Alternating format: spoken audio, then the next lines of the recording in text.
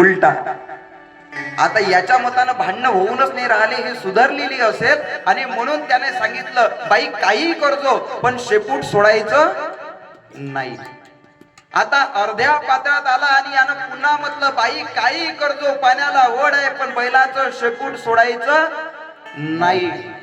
आणि त्या बाईनं काय केलं, काऊन सोडायचं नाही, मी तर सोडल्याशिवाय राहणार नाही. बैलाचं शेपूट सोडलं आणि बाई वाहत गेली. वाहत गेली आणि वाहत गेल्यानंतर हा माणूस बाहेर निघायला आणि नदीच्या काठानं तिला शोधत होता.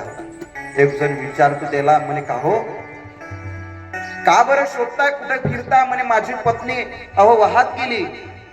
अहो पाण्याचा प्रवाह इकडे चालू आहे, नदी इकडे धावून राहिली, इकडे उतार आहे, इकडे पाणी वाहते आहे आणि तुम्ही वरच्या दिशेला का चालले? तो व्यक्ती सांगायला लागला, म्हणे तिचं डोकं उलट होतं, खालच्या दिशेने नाही ते वरच्या दिशेने गेली असेल. आता कितीही वरच्या दिशेनं शोधलं तरी पत्नी मिळायची नाही. आपला दृष्टांत संपला. भावार्थ काय आहे, या गोष्टीपासून आम्ही काय शिकलो पाहिजे, काय केलं पाहिजे, हे महत्वाचं आहे.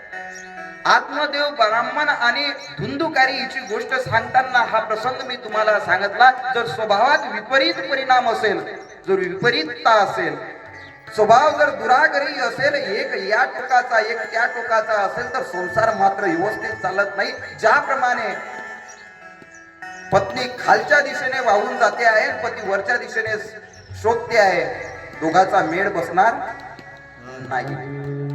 आणि म्हणून पती पत्नी ही दोन चाके परत एके तरीच संसार रथ चाले कौतुके ग्राम होई आदर्श वैवाहिक जीवन.